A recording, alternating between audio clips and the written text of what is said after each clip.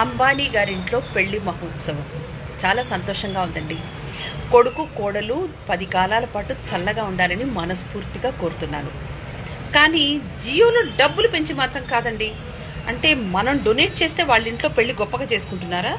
పోయిన సంవత్సరానికి నేను 1799 రూపీస్ పెట్టి రీఛార్జ్ చేశాను. ఇవాళే మళ్ళీ రీఛార్జ్ వచ్చింది, 3599 రూపీస్ వచ్చింది. ఎంత డిఫరెన్స్ పడింది?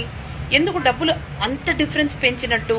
ఇప్పుడు 5 రూపాయలు 10 రూపాయలు పెంచారంటే అది వేరు. పోనీ బిఎస్ఎన్ఎల్ తీసుకుందామా అంటే వాళ్ళు 4Gతోనే ఇంకా కష్టపడుతున్నారు. వోడాఫోన్కి వెళ్దామా అంటే అది ఫారెన్ కంపెనీ అని మనమే వద్దన్నాం.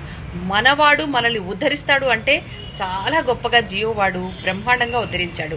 ఇప్పుడు ఇది చూసిన తర్వాత ఇన్స్టాగ్రామ్ వాడు ఇదేంటి, ఇది జియో కోసం చెప్పేశారు, అంబానీ కోసం చెప్పేశారు అని డిలీట్ చేయమంటారేమో నాకు తెలియదండి.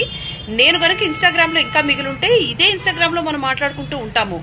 ఇన్స్టాగ్రామ్లో వాళ్ళ పెళ్లిళ్ళ గురించి, వాళ్ళు ఏమేమి బట్టలు వేసుకున్నారు, ఎన్ని నగలు పెట్టుకున్నారు, ఎన్ని డైమండ్స్ తెచ్చుకున్నారు, ఎంతమంది ఆర్టిస్టులకి ఎన్ని డబ్బులు పంచారు, ఇవన్నీ చూపిస్తున్నారు. కానీ జియోలో ఎంత పెంచారు అనేది చూపిస్తున్నారా?